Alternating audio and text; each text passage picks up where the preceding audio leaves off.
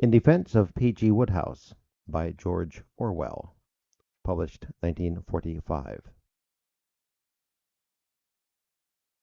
When the Germans made their rapid advance through Belgium in the early summer of 1940, they captured, among other things, Mr. P.G. Wodehouse, who had been living throughout the early part of the war in his villa at Les Torquay, and seems not to have realized until the last moment that he was in any danger.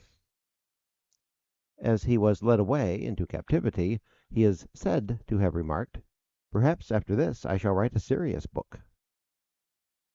He was placed for the time being under house arrest, and from his subsequent statements it appears that he was treated in a fairly friendly way, German officers in the neighborhood frequently dropping in for a bath or a party. Over a year later, on June 25, 1941, the news came that Wodehouse had been released from internment and was living at the Adlon Hotel in Berlin. On the following day, the public was astonished to learn that he had agreed to do some broadcasts of a non-political nature over the German radio. The full texts of these broadcasts are not easy to obtain at this date, but Wodehouse seems to have done 5 of them between June 26 and July 2nd, when the Germans took him off the air again. The first broadcast, on June 26th, was not made on the Nazi radio, but took the form of an interview with Harry Flannery, the representative of the Columbia Broadcasting System, which still had its correspondence in Berlin. Wodehouse also published in the Saturday Evening Post an article which he had written while still in the internment camp. The article and the broadcasts dealt mainly with Wodehouse's experience in internment, but they did include a very few comments on the war. The following are fair samples. Quote, "I never was interested in politics. I'm quite unable to work up any kind of belligerent feeling. Just as I am about to feel belligerent about some country, I meet a decent sort of chap. We go out together, and lose any fighting thoughts or feelings. A short time ago they had a look at me on parade and got the right idea. At least they sent us to the local lunatic asylum. I have been there 42 weeks. There is a good deal to be said for internment. It keeps you out of the saloon and helps you to keep up with your reading. The chief trouble is that it means you are away from home for a long time. When I join my wife, I had better take along a letter of introduction to be on the safe side." In the days before the war, I had always been modestly proud of being an Englishman, but now that I have been some months resident in this bin or repository of Englishmen, I am not so sure. The only concession I want from Germany is that she gives me a loaf of bread, tells the gentleman with muskets at the main gate to look the other way, and leaves the rest to me. In return, I am prepared to hand over India, an autographed set of my books, and to reveal the secret process of cooking sliced potatoes on a radiator. This offer holds good till Wednesday week." End quote. The first extract quoted above caused great offense. Wodehouse was also censured for using, in the interview with Flannery, the phrase, "whether Britain wins the war or not," and he did not make things better by describing in another broadcast the filthy habits of some Belgian prisoners among whom he was interned. The Germans recorded this broadcast and repeated it a number of times. They seem to have supervised his talks very lightly, and they allowed him not only to be funny about the discomforts of internment, but to remark that, quote, "the internees at Trost Camp all fervently believe that Britain will eventually win." End quote. The general upshot of the talks, however, was that he had not been ill-treated and bore no malice. These broadcasts caused an immediate uproar in England. There were questions in Parliament, angry editorial comments in the press, and a stream of letters from fellow authors, nearly all of them disapproving, although one or two suggested that it would be better to suspend judgment, and several pleaded that Wodehouse probably did not realize what he was doing. On July 15th, the Home Service of the BBC carried an extremely violent postscript by Cassandra of the Daily Mirror, accusing Wodehouse of selling his country. This postscript made free use of such expressions as quisling and worshipping the Fuhrer. The main charge was that Wodehouse had agreed to do German propaganda as a way of buying himself out of the internment camp. Cassandra's postscript caused a certain amount of protest, but on the whole it seems to have intensified popular feeling against Wodehouse. One result of it was that numerous lending libraries withdrew Wodehouse's books from circulation. Here is a typical news item. Quote, within 24 hours of listening to the broadcast of Cassandra, the Daily Mirror columnist, Portadown, North Ireland Urban District Council, banned P.G. Wodehouse's books from their public library. Mr. Edward McCann said that Cassandra's broadcast had clinched the matter. Wodehouse was funny no longer. From the Daily Mirror. End quote. In addition, the BBC banned Wodehouse's lyrics from the air and was still doing so a couple of years later. As late as December 1944, there were demands in Parliament that Wodehouse should be put on trial as a traitor. There is an old saying that if you throw enough mud, some of it will stick, and the mud has stuck to Wodehouse in a rather peculiar way. An impression has been left behind that Wodehouse's talks, not that anyone remembers what he said in them, showed him up not merely as a traitor, but as an ideological sympathizer with fascism. Even at the time, several letters to the press claimed that fascist tendencies could be detected in his books, and the charge has been repeated since. I shall try to analyze the mental atmosphere of those books in a moment, but it is important to realize that the events of 1941 do not convict Wodehouse of anything worse than stupidity. The really interesting question is how and why he could be so stupid. When Flannery met Wodehouse, released but still under guard, at the Adlon Hotel in June 1941, he saw at once that he was dealing with a political innocent, and when preparing him for their broadcast interview, he had to warn him against making some exceedingly unfortunate remarks, one of which was by implication slightly anti-Russian. As it was, the phrase, "whether England wins or not," did get through. Soon after the interview, Wodehouse told him that he was also going to broadcast on the Nazi radio, apparently not realizing that this action had any special significance. Flannery comments, quote, by this time the Wodehouse plot was evident. It was one of the best Nazi publicity stunts of the war, the first with a human angle. Plack, Goebbels' assistant, had gone to the camp near Gleiwitz to see Wodehouse, found that the author was completely without political sense, and had an idea. He suggested to Wodehouse that in return for being released from the prison camp, he write a series of broadcasts about his experiences. There would be no censorship, and he would put them on the air himself. In making that proposal, Plack showed that he knew his man. He knew that Wodehouse made fun of the English in all his stories, and that he seldom wrote in any other way, that he was still living in the period about which he wrote, and had no conception of Nazism and all it meant. Wodehouse was his own Bertie Wooster. End quote. The quote is from Assignment to Berlin by Harry W. Flannery, Alfred Aikenoff, 1942. The striking of an actual bargain between Wodehouse and Plack seems to be merely Flannery's own interpretation. The arrangement may have been of a much less definite kind, and to judge from the broadcasts themselves, Wodehouse's main idea in making them was to keep in touch with his public, and the comedian's ruling passion to get a laugh. Obviously, they are not the utterances of a quisling of the type of Ezra Pound or John Amory, nor probably of a person capable of understanding the nature of Quislingism. Flannery seems to have warned Wodehouse that it would be unwise to broadcast, but not very forcibly.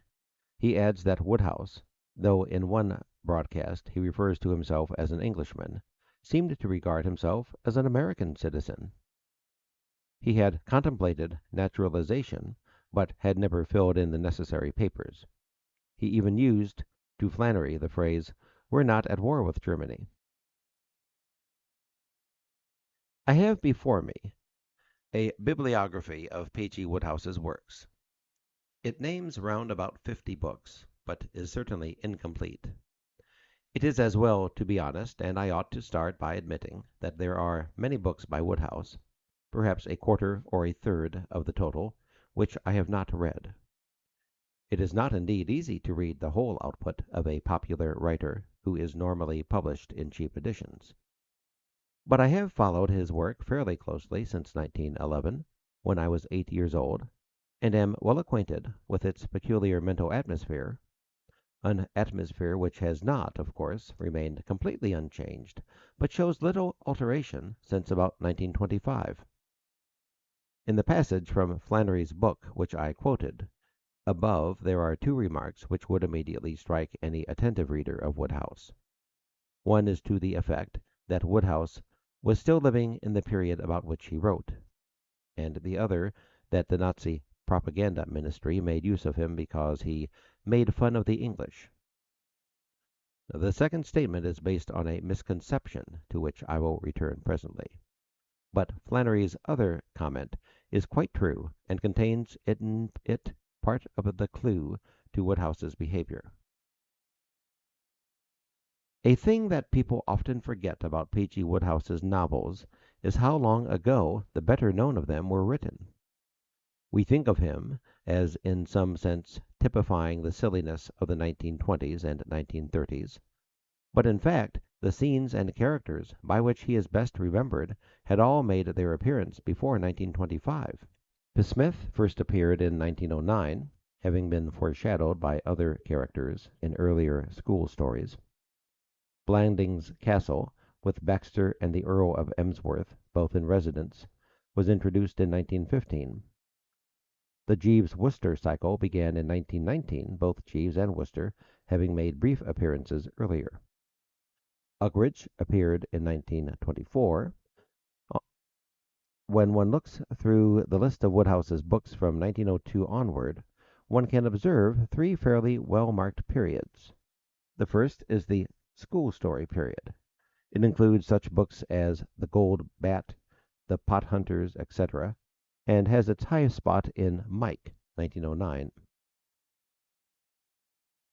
P. Smith in the City, published in the following year, belongs in this category, though it is not directly concerned with school life. The next is the American period. Wodehouse seems to have lived in the United States from about 1913 to 1920, and for a while showed signs of becoming Americanized in idiom and outlook. Some of the stories in The Man with Two Left Feet, 1917, appear to have been influenced by O. Henry, and other books written about this time contain Americanisms, for example, highball for whiskey and soda, which an Englishman would not normally use in propria persona. Nevertheless, almost all the books of this period, The Smith Journalist, The Little Nugget, The Indiscretions of Archie, Piccadilly Jim, and various others, depend for their effect on the contrast between English and American manners. English characters appear in an American setting, or vice versa. There is a certain number of purely English stories, but hardly any purely American ones. The third period might fitly be called the country house period. By the early 1920s, Wodehouse must have been making a very large income, and the social status of his characters moved upward accordingly, though the Uckridge stories form a partial exception. The typical setting is now a country mansion, a luxurious bachelor flat, or an expensive golf club. The schoolboy athleticism of the earlier books fades out, cricket and football giving way to golf, and the element of farce and burlesque becomes more marked. No doubt many of the later books, such as Summer Lightning, are light comedy rather than pure farce, but the occasional attempts at moral earnestness which can be found in the Smith Journalist, The Little Nugget, The Coming of Bill, The Man with Two Left Feet, and some of the school stories no longer appear. Mike Jackson has turned into Bertie Wooster. That, however, is not a very startling metamorphosis, and one of the most noticeable things about Wodehouse is his lack of development. Books like The Gold Bat and Tales of St. Austin's, written in the opening years of this century, already have the familiar atmosphere. How much of a formula the writing of his later books had become, one can see from the fact that he continued to write stories of English life, although throughout the 16 years before his internment he was living at Hollywood and Le Torquay. Mike, which is now a difficult book to obtain in an unabridged form, must be one of the best light school stories in English. But though its incidents are largely farcical, it is by no means a satire on the public school system, and The Gold Bat, The Pot Hunters, etc., are even less so. Wodehouse was educated at Dulwich, and then worked in a bank and graduated into novel writing by way of very cheap journalism. It is clear that for many years he remained fixated on his old school, and loathed the unromantic job and the lower middle class surroundings in which he found himself. In the early stories, the glamour of public school life, house matches, fagging, teas around the study fire, etc., is laid on fairly thick, and the play the game code of morals is accepted with not many reservations. Rickin, Wodehouse's imaginary public school, is a school of a more fashionable type than Dulwich, and one gets the impression that between The Gold Bat 1904 and Mike 1909, Rickin itself has become more expensive and moved farther from London. Psychologically, the most revealing book of Wodehouse's early period is Smith in the City. Mike Jackson's father has suddenly lost his money, and Mike, like Wodehouse himself, is thrust at the age of about 18 into an ill-paid subordinate job in a bank. Smith is similarly employed, though not from financial necessity. Both this book and Smith Journalist, 1915, are unusual in that they display a certain amount of political consciousness. Smith at this stage chooses to call himself a socialist. In his mind, and no doubt in Wodehouse's, this means no more than ignoring class distinctions. And on one occasion the two boys attend an open-air meeting on Clapham Common, and go home to tea with an elderly socialist orator, whose shabby genteel home is described with some accuracy.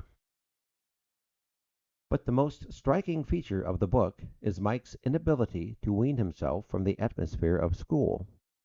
He enters upon his job without any pretense of enthusiasm, and his main desire is not, as one might expect, to find a more interesting and useful job, but simply to be playing cricket. When he has to find himself lodgings, he chooses to settle at Dulwich, because there he will be near a school, and will be able to hear the agreeable sound of the ball striking against the bat. The climax of the book comes when Mike gets the chance to play in a county match, and simply walks out of his job in order to do so. The point is that Wodehouse here sympathizes with Mike. Indeed, he identifies with him, for it is clear enough that Mike bears the same relation to Wodehouse as Julian Sorel to Stendhal. But he created many other heroes essentially similar. Through the books of this and the next period there passes a whole series of young men to whom playing games and keeping fit are a sufficient life work. Wodehouse is almost incapable of imagining a desirable job. The great thing is to have money of your own, or, failing that, to find a sinecure. The hero of Something Fresh, 1915, escapes from low-class journalism by becoming a physical training instructor to a dyspeptic millionaire. This is regarded as a step up, morally as well as financially. In the books of the third period, there is no narcissism and no serious interludes, but the implied moral and social background has changed much less than might appear at first sight. If one compares Bertie Wooster with Mike, or even with the rugger-playing prefects of the earliest school stories, one sees that the only real difference between them is that Bertie is richer and lazier. His ideals would be almost the same as theirs, but he fails to live up to them. Archie Moffam, in The Indiscretions of Archie, 1921, is a type intermediate between Bertie and the earlier heroes. He is an ass, but he is also honest, kind-hearted, athletic, and courageous. From the first to last, Wodehouse takes the public school code of behavior for granted, with the difference that in his later, more sophisticated period, he prefers to show his characters violating it or living up to it against their will. Quote, "Bertie, you wouldn't let down a pal." "Yes, I would. But we were at school together, Bertie." "I don't care." "The old school, Bertie, the old school." "Oh, well, dash it." End quote. Bertie, a sluggish Don Quixote, has no wish to tilt at windmills, but he would hardly think of refusing to do so when honor calls. Most of the people whom Wodehouse intends as sympathetic characters are parasites, and some of them are plain imbeciles, but very few of them could be described as immoral. Even Uckridge is a visionary rather than a plain crook. The most immoral, or rather unmoral, of Wodehouse's characters is Jeeves, who acts as a foil to Bertie Wooster's comparative high-mindedness, and perhaps symbolizes the widespread English belief that intelligence and unscrupulousness are much the same thing. How closely Wodehouse sticks to conventional morality can be seen from the fact that nowhere in his books is there anything in the nature of a sex joke. This is an enormous sacrifice for a farcical writer to make. Not only are there no dirty jokes, but there are hardly any compromising situations. The horns on the forehead motif is almost completely avoided. Most of the full-length books, of course, contain a love interest, but it is always at the light comedy level. The love affair with its complications and its idyllic scenes goes on, but as the saying goes, nothing happens. It is significant that Wodehouse, by nature a writer of farces, was able to collaborate more than once with Ian Hay, a serio-comic writer and an exponent, vide Pip, etc., of the clean-living Englishman tradition at its silliest. In Something Fresh, Wodehouse had discovered the comic possibilities of the English aristocracy, and a succession of ridiculous, but, save in a very few instances, not actually contemptible barons, earls, and what not, followed accordingly. This had the rather curious effect of causing Wodehouse to be regarded, outside England, as a penetrating satirist of English society. Hence Flannery's statement that Wodehouse made fun of the English, which is the impression he would probably make on a German or even an American reader. Some time after the broadcasts from Berlin, I was discussing them with a young Indian nationalist, who defended Wodehouse warmly. He took it for granted that Wodehouse had gone over to the enemy, which from his own point of view was the right thing to do. But what interested me was to find that he regarded Wodehouse as an anti-British writer who had done useful work by showing up the British aristocracy in their true colors. This is a mistake that it would be very difficult for an English person to make, and is a good instance of the way in which books, especially humorous books, lose their finer nuances when they reach a foreign audience. For it is clear enough that Wodehouse is not anti-British, and not anti-upper class either. On the contrary, a harmless old-fashioned snobbishness is perceptible all through his work.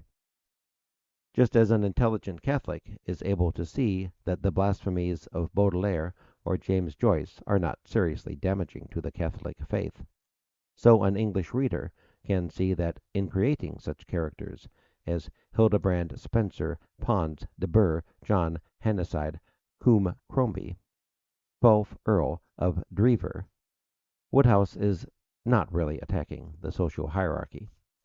Indeed, no one who genuinely despised titles would write of them so much.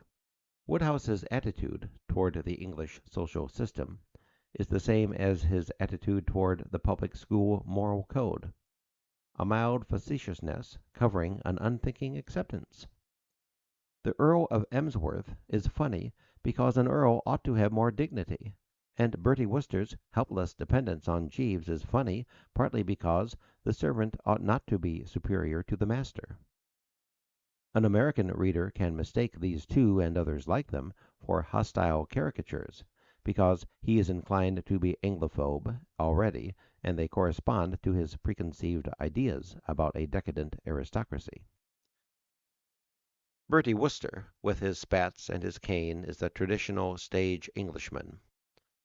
But, as any English reader would see, Wodehouse intends him as a sympathetic figure, and Wodehouse's real sin has been to present the English upper classes as much nicer people than they are. All through his books certain problems are constantly avoided. Almost without exception, his moneyed young men are unassuming, good mixtures, not avaricious. Their tone is set for them by P. Smith, who retains his own upper-class exterior, but bridges the social gap by addressing everyone as comrade. But there is another important point about Bertie Wooster, his out-of-dateness. Conceived in 1917 or thereabouts, Bertie really belongs to an epoch earlier than that. He is the nut of the pre-1914 period, celebrated in such songs as Gilbert the Filbert or Reckless Reggie of the Regent's Palace. That kind of life that Wodehouse writes about by preference, the life of the clubman or man about town, the elegant young man who lounges all the morning in Piccadilly with a cane under his arm and a carnation in his buttonhole, barely survived into the 1920s. It is significant that Wodehouse could publish in 1936 a book entitled Young Men in Spats. For who was wearing spats at that date? They had gone out of fashion quite 10 years earlier. But the traditional nut, the Piccadilly Johnny, ought to wear spats, just as the pantomime Chinese ought to wear a pigtail. A humorous writer is not obliged to keep up to date, and having struck one or two good veins, Wodehouse continued to exploit them with a regularity that was no doubt all the easier because he did not set foot in England during the 16 years that preceded his internment. His picture of English society had been formed before 1914, and it was a naive, traditional, and at bottom admiring picture. Nor did he ever become genuinely Americanized.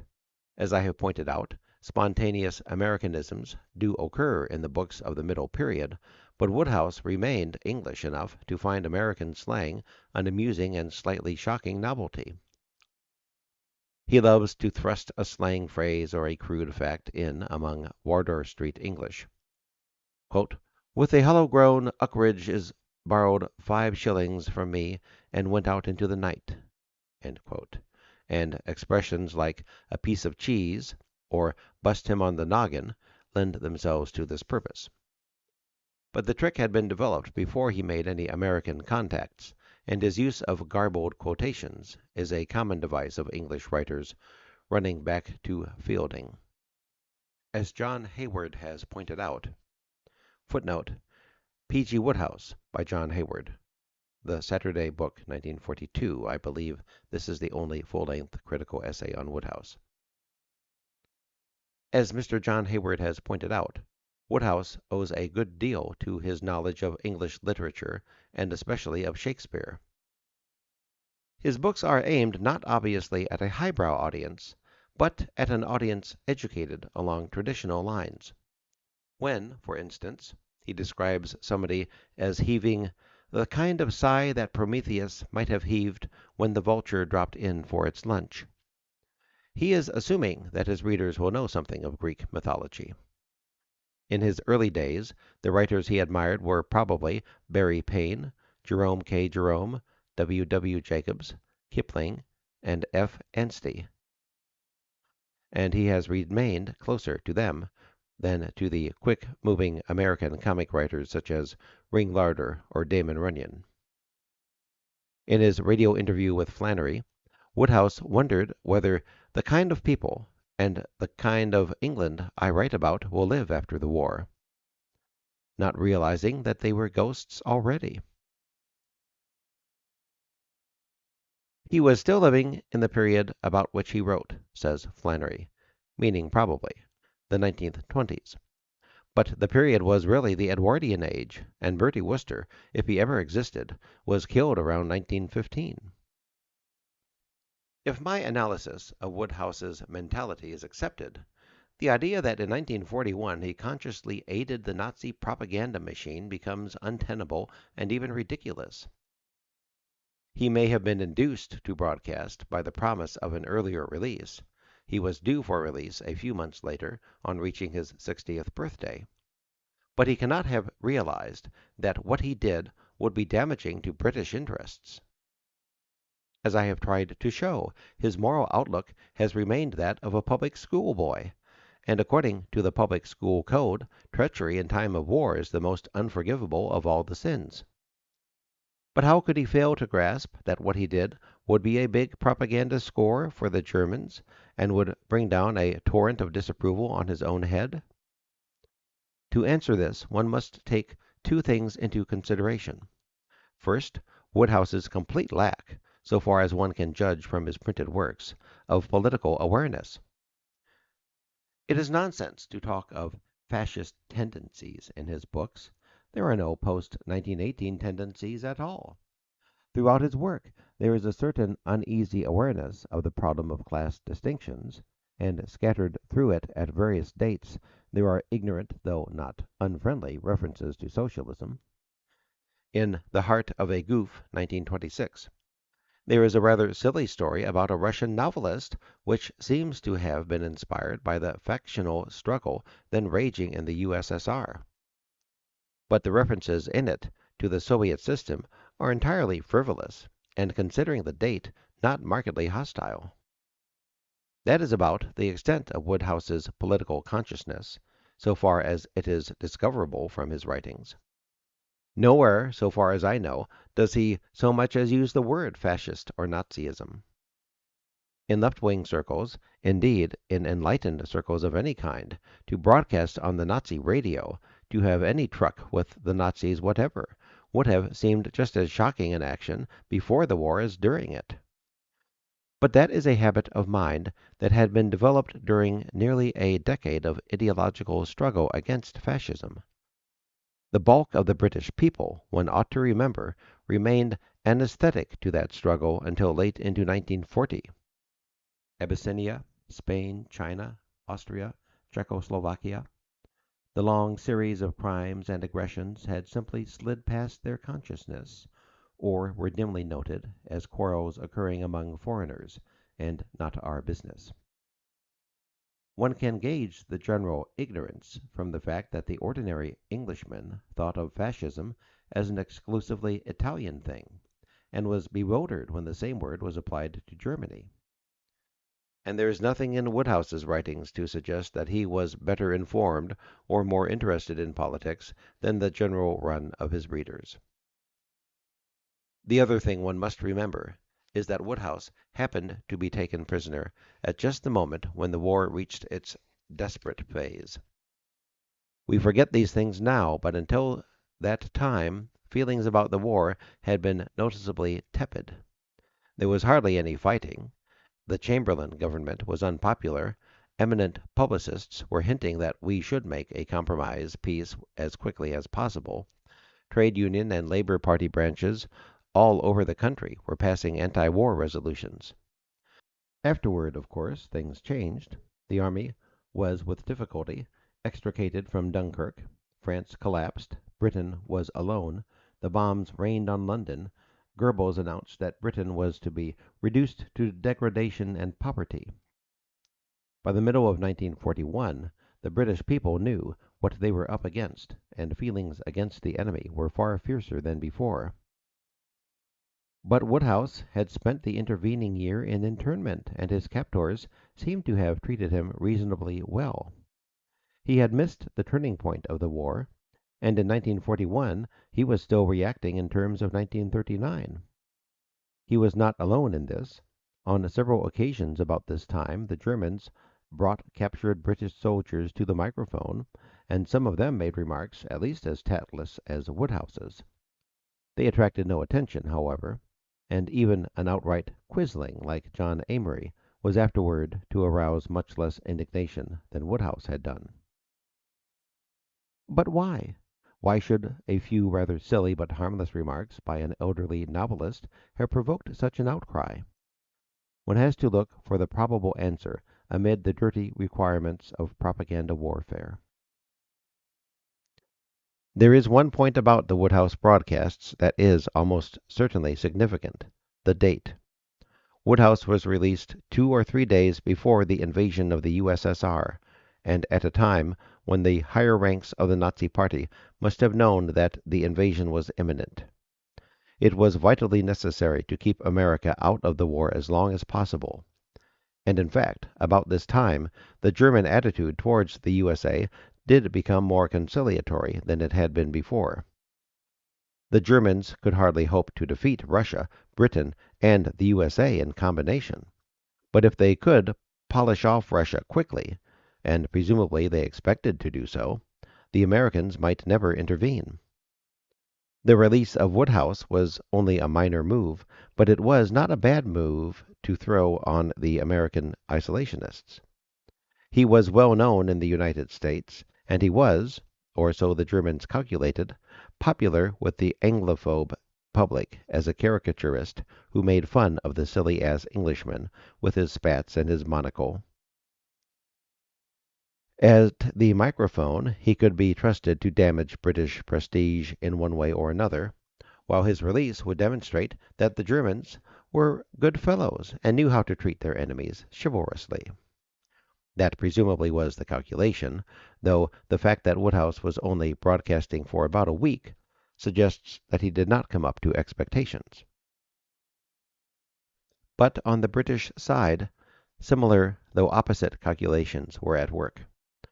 For the 2 years following Dunkirk, British morale depended largely upon the feeling that this was not only a war for democracy, but a war which the common people had to win by their own efforts. The upper classes were discredited by their appeasement policy and by the disasters of 1940, and a social leveling process appeared to be taking place. Patriotism and left-wing sentiments were associated in the popular mind, and numerous able journalists were at work to tie the association tighter. Priestley's 1940 broadcasts and Cassandra's articles in the Daily Mirror were good examples of the demagogic propaganda flourishing at that time. In this atmosphere, Wodehouse made an ideal whipping boy, for it was generally felt that the rich were treacherous, and Wodehouse, as Cassandra vigorously pointed out in his broadcast, was a rich man. But he was the kind of rich man who could be attacked with impunity and without risking any damage to the structure of society. To denounce Wodehouse was not like denouncing, say, Beaverbrook. A mere novelist, however large his earnings may happen to be, he is not of the possessing class. Even if his income touches £50,000 a year, he has only the outward semblance of a millionaire. He is a lucky outsider who has fluked into a fortune, usually a very temporary fortune, like the winner of the Calcutta Derby sweep. Consequently, Wodehouse's indiscretion gave a good propaganda opening. It was a chance to expose a wealthy parasite without drawing attention to any of the parasites who really mattered. In the desperate circumstances of the time, it was excusable to be angry at what Wodehouse did, but to go on denouncing him 3 or 4 years later and more to let an impression remain that he acted with conscious treachery is not excusable. Few things in this war have been more morally disgusting than the present hunt after traitors and quislings. At best it is largely the punishment of the guilty by the guilty. In France all kinds of petty rats, police officials, penny-aligning journalists, women who have slept with German soldiers, are hunted down, while almost without exception the big rats escape. In England the fiercest tirades against quislings are uttered by conservatives who were practicing appeasement in 1938 and communists who were advocating it in 1940. I have striven to show how the wretched Wodehouse, just because success and expatriation had allowed him to remain mentally in the Edwardian age, became the corpus vile in a propaganda experiment. And I suggest that it is now time to regard the incident as closed.